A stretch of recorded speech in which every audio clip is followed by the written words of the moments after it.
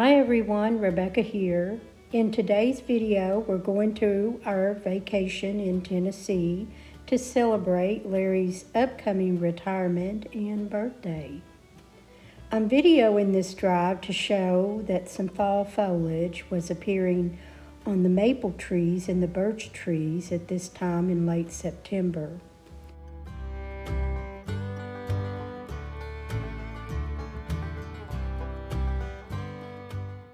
We noticed a lot more out-of-state tags from all over the nation, even as far as all corners of this nation.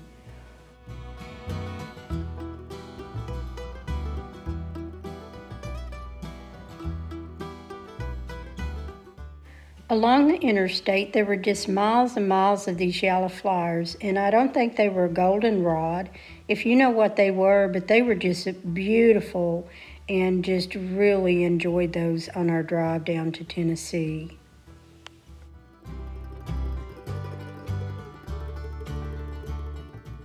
On our way to check in, upon arriving an hour early, I called the office because I can't get signed in online to do a virtual check-in. So I got Sam and I asked if our cabin was ready, and he said that it was. And I told him that we were going to go to the Pigeon Forge office to get checked in. He failed to tell us that the office had a fire and was closed. Thanks, Sam, for knowing your business. So we drove down to Gatlinburg office to get checked in.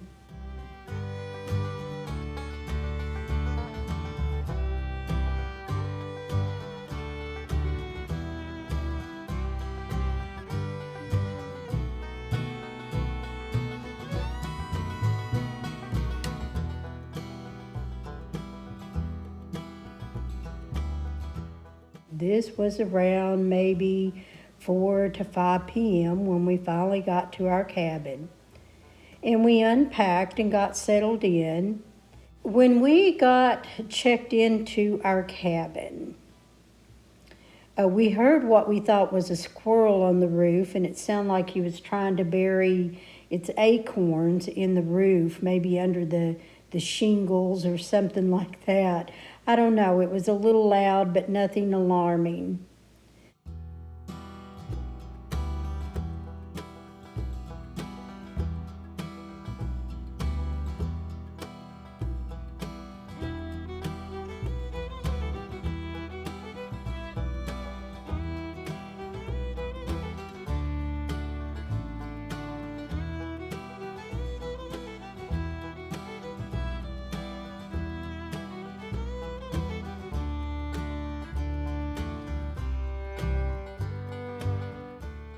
And we went back out to get something to eat for supper and grab some donuts for breakfast.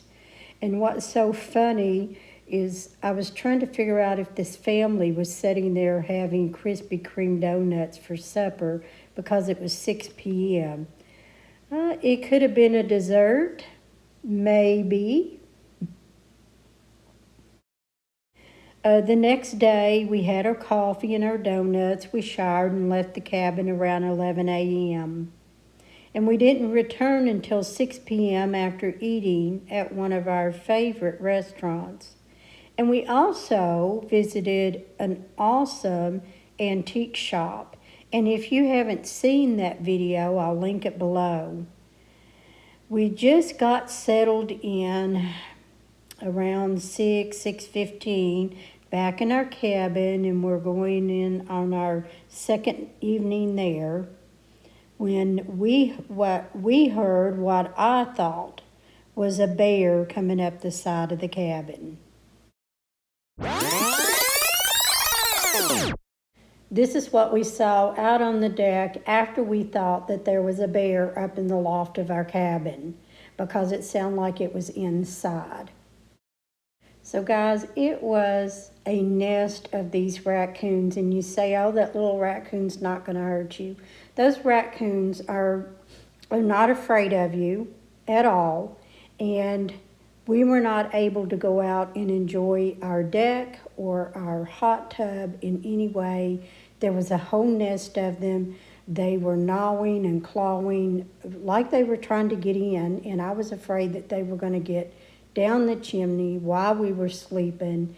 And anyway, we had already had a scare that we thought a bear was up in the loft, because it sounded like whatever it was up in the loft chewing on something. And anyway, I was just ready to leave. I told Larry to get me to the truck. I wasn't going back in there. And so then again, Larry goes back in to pack our stuff. I remain in the truck and I call the office and I'm like, you guys have a big problem here. There is a whole nest of raccoons. They are gnawing and chewing on the wood like they're trying to get through. And I said, I don't feel safe here. So again, I get Sam, good old Sam. He said he could get me maintenance. Well, sometimes it takes maintenance 24 to 48 hours to get there because, you know, first call in is what they go and take care of, and it wasn't going to be something immediate. So I told Sam, I said, can you call Gatlinburg Falls office at Hidden Valley, tell them we're on our way, we would like another cabin, we don't feel safe staying here with these raccoons. We don't know if they're rabid or not, or, you know, if we were going to need shots, if we got scratched.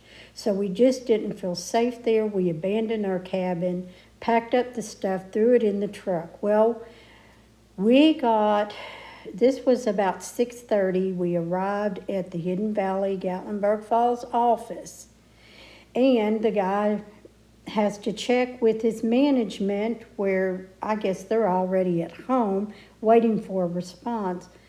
We wait 3.5 hours till 9:30 in their office for them to find us a place to stay. At that point, we're 3.5 hours away from home. We're thinking, let's just drive home. So we thanked them for their time, and we just, left and went and filled up the truck. This was 9:30. We were already tired. We don't normally stay up that late. And so we got to Pigeon Forge, and the guy called us. He said, where are you all located? He said, they approved 3 cabins. Would you like to look at them? I looked at them. I had requested something on site, not too far out. Just said, no, we're heading home. So the next day, Larry contacts the office and contacts the management there. And he said that he had listened to all of the videos and the calls that I made to Sam. And I guess he could hear the distress in my voice. And keep in mind, I hadn't even had that surgery yet that I was due for, because I went on this trip before getting the tooth extracted and going for the heart cath. So as most of you know, I did need a stent put in there. So anyway, that wasn't helpful. So it all in all, Gatlinburg Falls did make it right for us to come back and visit with them, but we've learned our lesson. I don't think we want that way too far out. We were probably about 10 to 12 minutes out from Dollywood, out beautiful country. Yeah, it might be a while before we go back. And you say, oh, it's just a little old raccoon. It didn't sound like a raccoon, and we had already had a scare thinking it was a bear in the cabin, so it was enough for us to abandon the cabin and go home. This is Larry's version of the story. Okay, here's what really happened.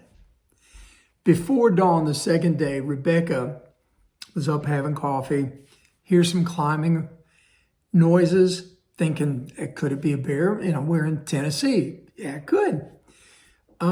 Anyway, we left later that morning. We went out doing sightseeing and things that interested us.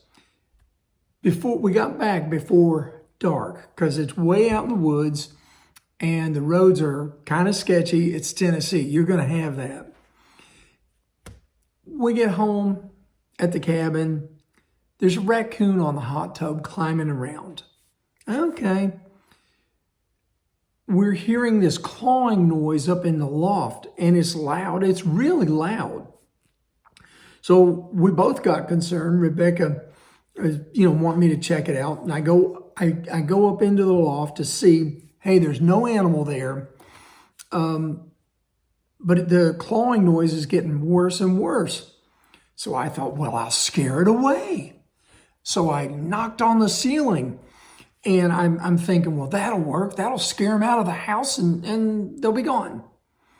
No, it only made matters worse, really worse. Rebecca at this point is going, get me in the Jeep, put me in the Jeep, get me to the Jeep. I looked at her and I said, we don't own a Jeep. We sold it 6 or 7 years ago. So Rebecca and we go out to the truck. She gets in the truck. I tell her I'll go back in and I'll grab her stuff. She calls good old Sam on the phone. Well, Sam says, we can call maintenance. So in the meantime, I'm getting all of our belongings up, and I think I packed up in like 4 minutes. New record. I come out to the truck, and at this point, I'm overhearing the conversation, and Sam says, hey, we can call maintenance. I told him, call whoever you want. We're vacating the premises. Sam offers, we can have someone come out and extract your belongings if you don't feel safe. What, now they got a SEAL team waiting in case something like this comes up? No, I don't want anybody rifling through my wife's dainties and going through our belongings. So anyway, we go down to the office, and they're doing their best. They really did try to come up with a place. And we're waiting, and it takes hours for a supervisor. They're waiting on a supervisor to approve it. Well, now it's 10 minutes before they close, and I just finally said, look, we're going home. We live 3.5 hours up the road, and we're going to pull the plug and leave. So that's what we did. That's my version. And that is our story, why we abandoned our cabin in Tennessee. So, a little excitement for us, and I'm sure most of you may say, well, that shouldn't have run you off. Yeah, it was enough. It was enough for us. So anyway, that was our story, and thanks for listening, and I'll see you in my next video.